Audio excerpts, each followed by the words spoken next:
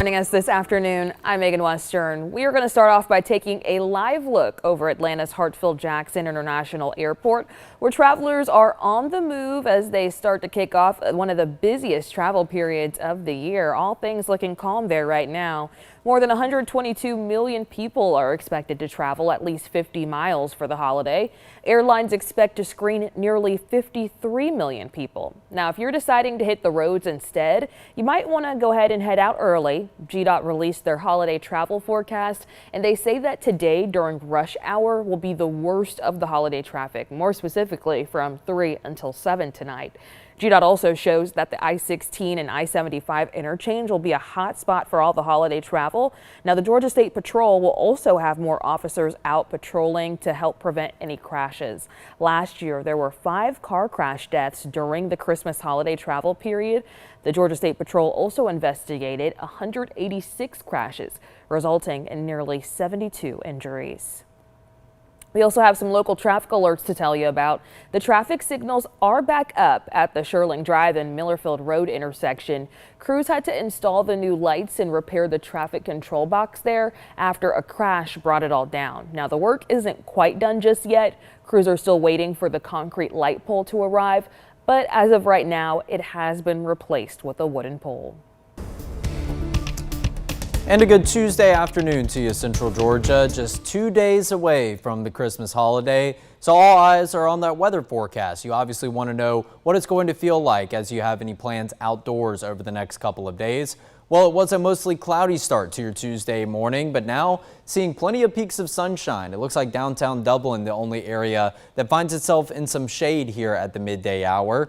Current temperature wise, we'll flash it over there where you can see most areas are already above the 60-degree mark. 65 at the warmest in Macon, Warner Robins, and all the way down to Rochelle. Actually, now I spot a 66 now that I look more closely down in Vidalia. So as the cloud cover has gaps in it, we will see some peaks of sunshine that will continue to allow for a warm up, which I think is going to be above the 70-degree mark today. High temperature of 72 paired up with a bit of a light breeze, and those morning sprinkle showers are out of the picture. So very warm weather as we head towards Christmas, but we will be staying dry for a while. We'll talk about how long the warm stretch of weather and that dry stretch of weather lasts as we head towards the weekend coming up in just a few. And new this midday, a woman is recovering at home after being shot yesterday. The Jones County Sheriff's Office says it happened at a home on Old Gray Highway. Deputies arrested 19-year-old Christopher Brown and 17-year-old LaMarcus Brown. Both are charged with aggravated assault, among other things. Investigators say a physical fight broke out and shots were fired. The Jones County Sheriff's Office is still investigating.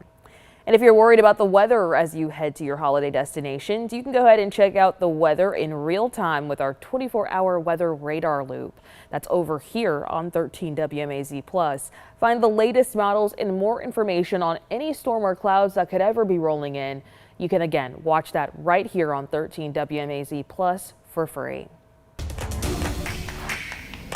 And we have a heartbreaking update for you this midday. A Macon man seriously hurt in a hit and run more than a year ago has died. Earlier this month, we spoke to 29-year-old Ronnie Thomas's family about this unsolved case. Coroner Leon Jones told us that Thomas died in hospice care in Columbus late last week. The crash happened back on September 21st of last year at Mercer University Drive in Edna Place. There has never been an arrest in that case. And this morning, we're still working to learn the name of a man who died in a crash on Gray Highway yesterday. This is video that we got after a woman hit that man riding a bike. The 78-year-old died from his injuries, and right now we're also working to learn if there will be any charges. We'll update you on air and online at 13WMAZ.com as this information comes in. And in case you missed it, Forsyth's Planning and Zoning Commission made a decision on a controversial data center proposal. Members approved rezoning the land on the west side of Interstate 75 back to agricultural use, but they put off a decision on whether to allow a data center and the electrical substations that they need to power it. Developers say the project could bring more than $8 billion in investment over the next decade and up to 12 million square feet of data center space across 21 buildings.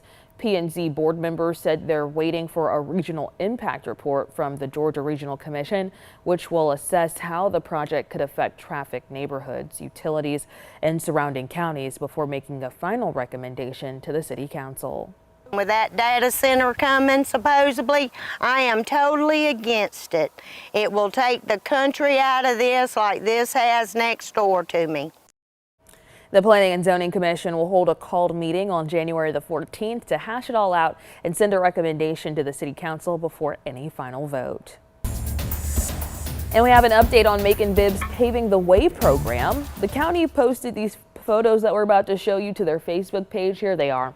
They say so far Paving the Way has improved 297 road segments, totaling 44 miles, focusing on some of the worst rated and most heavily traveled roads in the county. That includes Eisenhower Parkway and Mercer University Drive. Now they plan to pave over 23 miles starting in the spring and summer. They're going to start back up when the asphalt plants reopen next year. And if you're driving through Peach County, you might see a few extra deputies on the highway. The sheriff's office says they're ramping up patrols to help keep people safe through the travel rush. Lieutenant Joe Gunn says they typically see spikes in impaired driving, theft, and speed-related crashes this time of year. According to AAA, nearly a third of all U.S. traffic deaths involve drunk drivers. Gunn says they're urging anyone who's had too much to drink to just go ahead and call a rideshare or use a designated driver. Deputies plan to zero in on neighborhoods, high-speed spots like the interstate where speed is the biggest crash factor, and watch for suspicious activity to curb theft. People are making a lot of orders and deliveries are going up. We see a lot of what we call porch pirates, people snatching packages off of porches and stuff like that. That's why it's important for our deputies to make sure they're staying in the neighborhoods.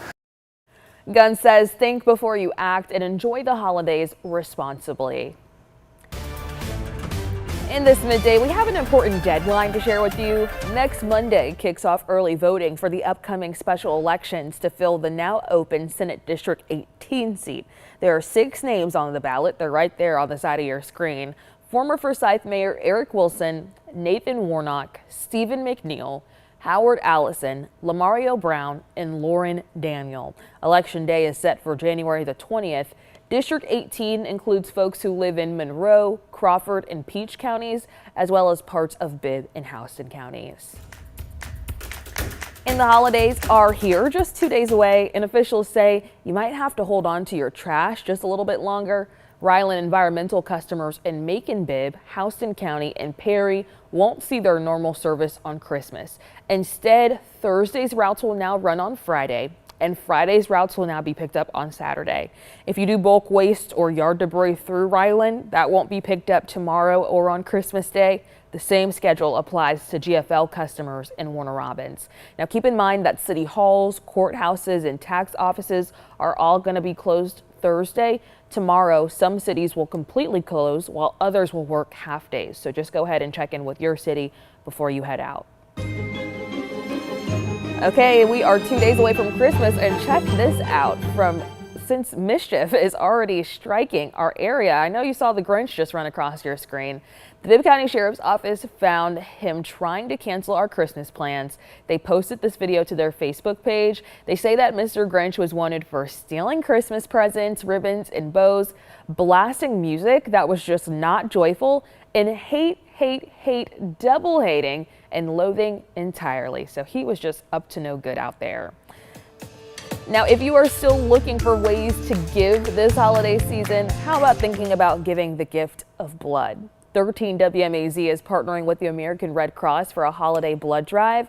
Now, the busy holidays mean that the Red Cross sees fewer blood donations. So we're making it really easy for you to go ahead and donate and save lives. There's going to be multiple dates and locations until the new year. Starting off tomorrow in Milledgeville, you can head over to Allen's Market on Floyd L. Griffin Jr. Street. Donate between 10 in the morning and 3 p.m.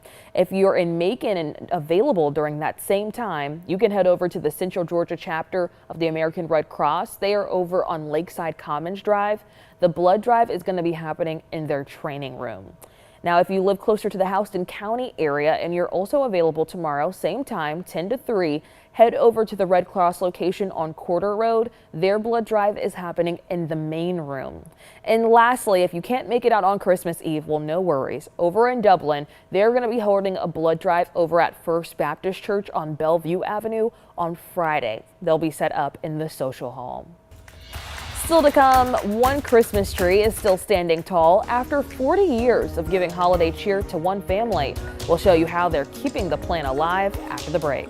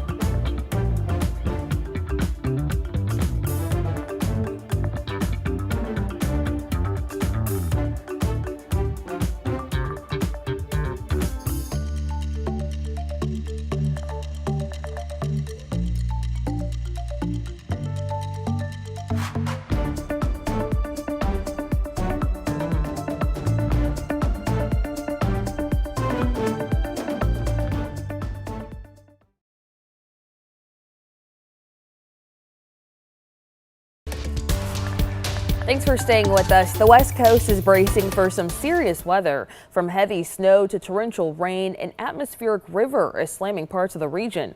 Upwards of 5 feet of snow are in the forecast for parts of California's Sierra Mountains. Other parts of California had torrential rain filled with swollen rivers. At least one person was killed over the weekend. And back near Lake Tahoe, a break in the snow is allowing crews to reset ahead of the next round. Visitors are looking forward to it. Protecting your family should be your #1 priority, and that starts with preparedness.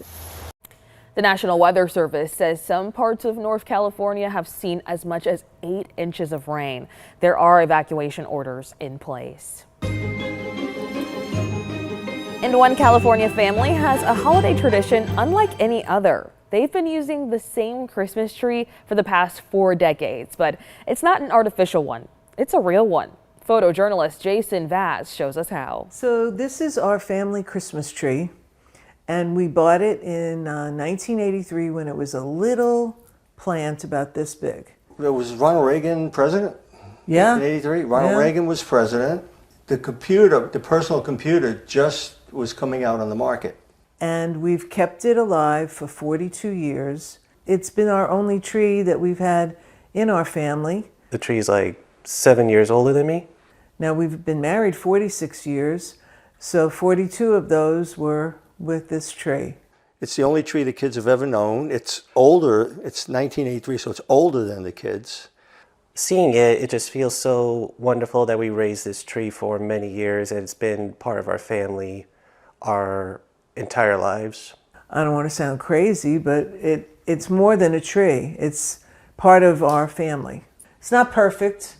We always said it's not a perfect tree, and they're not coordinated. It's not a decorator tree in any way, but we like it this way. This is what we like. It's kind of a time capsule of our life. Places we've been, like when we travel, we'll go buy an ornament and we'll put it on the tree. So I have a friend who gives me these beautiful Swarovski crystal ornaments. But then we also have, little original first Christmas ornaments. That's Joseph standing in front of the Christmas tree.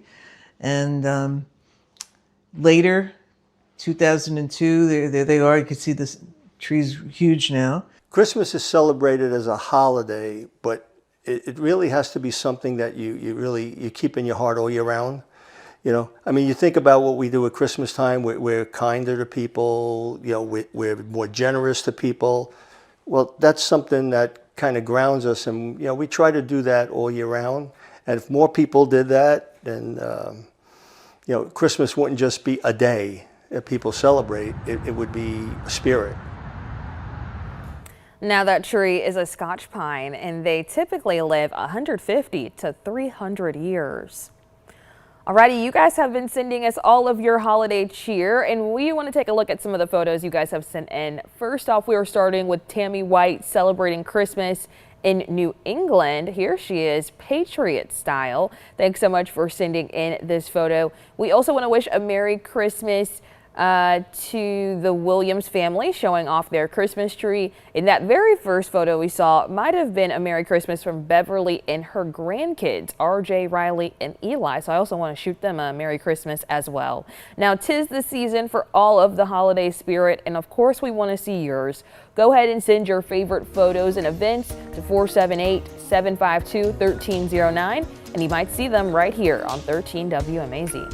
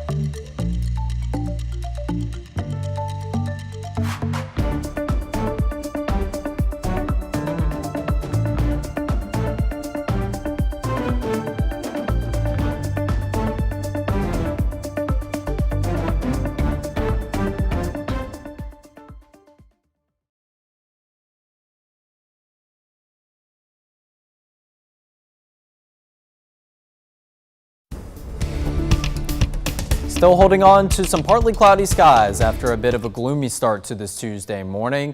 No peaks of sunshine right now here in downtown Dublin, but as you look off in the distance, you can see some images of the blue sky.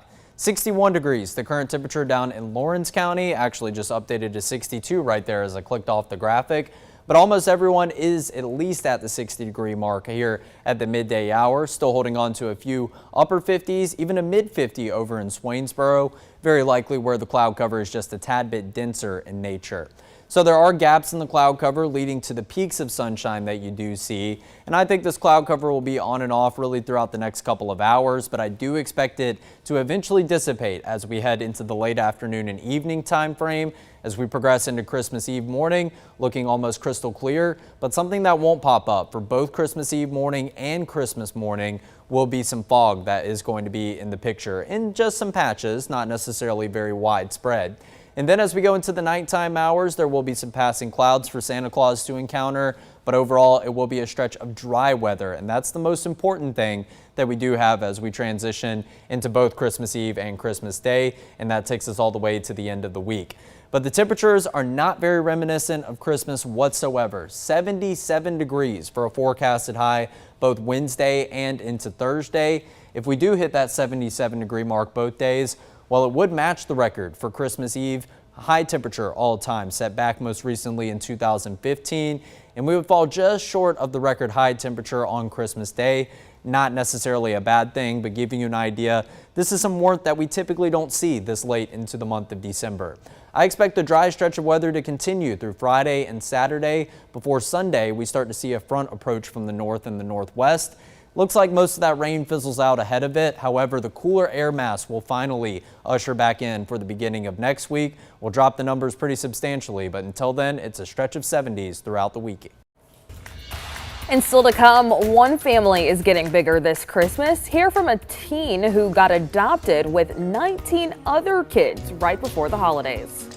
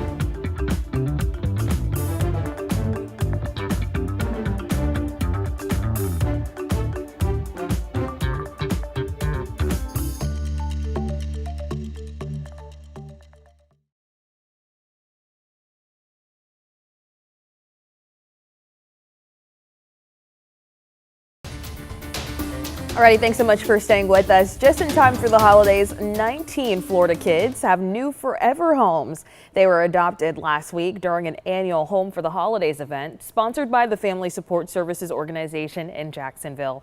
Madison Voglio was there. Let me welcome you today to the first day of the rest of your life with your new family. Congratulations. It's the most wonderful time of the year. And for 14-year-old Wyatt Mann, he has been gifted the most wonderful gift of all, a new family. I'm super excited, really excited. Wyatt Mann has been in foster care for the past 3 years. Earlier this year, Wyatt was in a troubled stage in his life. We came into contact with him because we're police officers and he was a missing child in our district. Wesley Camp and Emily Clement both work for the Jacksonville Sheriff's Office. After hearing Wyatt's story, they decided to take him into their home. He ended up being absolutely amazing. 18 other families celebrated the growth of their families, filling the courtroom with love, tears, and gratitude. It's really just a great opportunity for us to celebrate family and kids getting to go home before Christmas. The kids being adopted ranged from less than a year old to 15 years old, with 4 of them being teenagers. What Emily and Wesley say they are most excited to experience with Wyatt is all of the firsts. People tend to forget that with older kids, you still have a lot of firsts. Like this year, it was the first time he's gotten to pick out his own Christmas tree and decorate in the home and have that full, family dynamic. For Wyatt, this holiday season will be one he will never forget. I love you guys. Very sweet story there. If you're interested in learning more about adoption or foster care, contact your local Family Support Services agency. And right now, the Bibb County Sheriff's Office is waiving fees for their bondable pups. They're lifting the fees all month long, so if you're planning on adopting this holiday season, there isn't a lot of time left. Their bondable pup program lets inmates train shelter dogs in basic obedience to prepare them for adoption, giving both the dogs and the inmates a chance at rehabilitation and companionship. The dogs also get vaccinations and spay or neuter services. If you're interested in adding a pup to your pack, go ahead and email that email you're seeing on your screen, blsmith2@makeandbib.us.